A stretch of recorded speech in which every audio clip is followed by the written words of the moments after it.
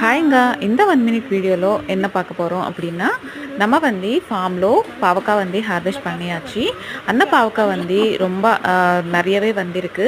ஃபர்ஸ்ட்ல இருந்து பார்த்தீங்க அப்படின்னா, நம்மளுக்கு பாவக்காய் வந்து நெறையவே வந்துட்டு இருக்கு. அதில வந்து இந்த வாட்டி கிட்டத்தட்ட ஒரு 1/2 கிலோ வரைக்கும் வேஸ்ட் ஆயிருக்கு. ஏன் வேஸ்ட் ஆயிருக்கு அப்படின்னு பார்த்தோம்னா, உள்ள வந்து ரொம்ப பூச்சி வந்து